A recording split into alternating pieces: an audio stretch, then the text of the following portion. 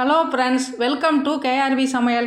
இன்றைக்கி ஒரு சுவையான சத்தான பாசிப்பயிறு இனிப்பு உருண்டை செய்ய போகிறோம். இது குழந்தைகள்லேருந்து பெரியவங்க வரைக்கும் எல்லாருமே சாப்பிடலாம். அந்த அளவுக்கு ஒரு ஆரோக்கியமான ஒரு சத்தான ஒரு உருண்டை. இது எப்படி செய்யலான்ட்டு இன்றைக்கி பார்க்கலாம். கேஆர்வி சமையலாம் மறக்காமல் சப்ஸ்கிரைப் பண்ணிடுங்க, ஃப்ரெண்ட்ஸுகளுக்கு ஷேர் பண்ணுங்கள், லைக் பண்ணுங்கள், வீடியோவை ஸ்கிப் பண்ணாமல் பாருங்கள். இப்போ இதுக்கு நான் 1 கிளாஸ் பச்சை பயிறு எடுத்திருக்கேன்.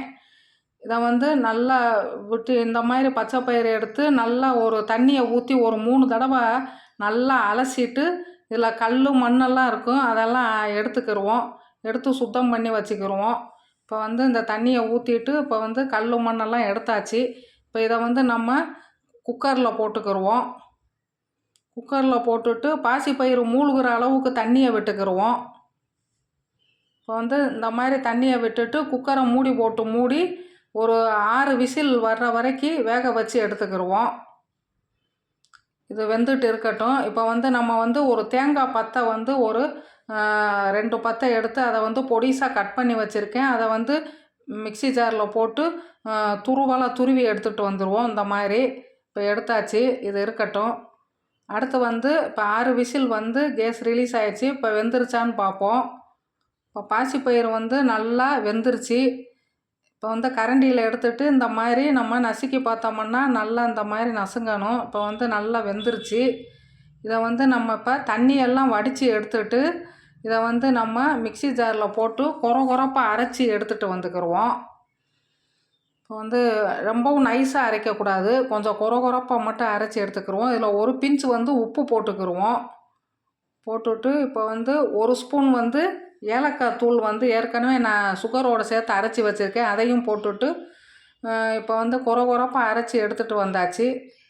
முழு ஏலக்காய் இருந்துச்சுனாலும் இது கூடயே சேர்த்து போட்டு நீங்கள் அரைச்சிக்கிடலாம். இப்போ இதை ஒரு பவுலில் போட்டுக்கிடுவோம். எல்லாத்தையும் போட்டுட்டு இதுக்கு தேவையான அளவு நம்ம சுகர் நான் நாட்டு சர்க்கரை எடுத்திருக்கேன். இன்றைக்கி 1/2 கப் நாட்டு சர்க்கரை எடுத்து அதையும் இதில் போட்டுக்கிடுவோம். உங்களுக்கு எவ்வளவு சுகர் தேவையோ அவ்வளோ போட்டுக்கிடலாம். வெல்லமாக இருந்துச்சுன்னா, கல் மண் இருந்துச்சுன்னா வடிகட்டிட்டு ஊற்றி அதை நல்லா கிண்டிக்கிறணும் ஒரு 2 நிமிஷம் இதோட. இப்போ தேங்காய் துருவல் துருவி வச்சோம்ல, அதையும் போட்டுக்கிடுவோம். இப்போ தேங்காய் துருவலையும் போட்டுட்டு இப்போ நல்லா கை வச்சு நல்லா மிக்ஸ் பண்ணிக்கிடுவோம். எல்லாத்தையும் நல்லா பிசையணும். பிசைஞ்சு எல்லாமே நல்லா ஒன்று சேர்ந்து வரணும். இந்த மாதிரி பாசிப்பயிரில் நிறைய சத்துக்கள் இருக்குது. புரதச்சத்து, இரும்புச்சத்து, நார்ச்சத்து நிறைய இருக்குது. இதில் 1 ஸ்பூன் நெய்யை விட்டுட்டு நம்ம கலந்துட்டு பிசையும் பொழுது டேஸ்ட்டும் நல்லாயிருக்கும், குழந்தைங்க விரும்பி சாப்பிடுவாங்க. இந்த நெய் மணமாகவும் இருக்கும். நெய் தேவையில்லாட்டி விட்டுறலாம். இப்போ இதை நம்ம இப்போ உருண்டை பிடிச்சிக்கிடுவோம் ஒவ்வொரு உருண்டையாக. இதில் நிறைய சத்துக்கள் இருக்குது, ஆன்டி ஆக்சிடென்ட் நிறைய இருக்கிறதுனால புற்றுநோய் செல்களை எல்லாம் வரவிடாமல் தடுக்கக்கூடிய ஆற்றல் இதில் இருக்குது. இதில் இரும்புச்சத்து, நார்ச்சத்து நிறைய இருக்குது. உயர் ரத்த அழுத்தத்தை கண்ட்ரோலில் வைக்கும். அப்புறம் நல்ல கொழுப்பு தான் சேரும், கெட்ட கொழுப்பு சேர்றதை தடுத்துரும். முடி உதிர்வை கட்டுப்படுத்தும். அப்புறம் தோலும் நல்லா பளபளப்பாக இருக்கும்.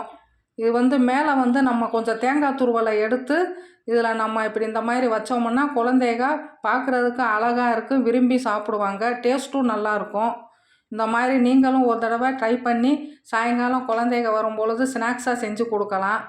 ஒரு சத்தான ஆரோக்கியமான ஒரு ஸ்நாக்ஸ் ரெசிபி. இதை நீங்களும் ட்ரை பண்ணிவிட்டு கமெண்ட்ஸில் சொல்லுங்கள். கேஆர்வி சமையலை முதன்முறையாக பார்க்குறவங்க மறக்காமல் சப்ஸ்கிரைப் பண்ணிடுங்க, ஃப்ரெண்ட்ஸுகளுக்கு ஷேர் பண்ணுங்கள், லைக் பண்ணுங்கள். இந்த தேங்காய் துருவலை அப்படியே கொஞ்சமாக தூவி விட்டுக்கிடுவோம்.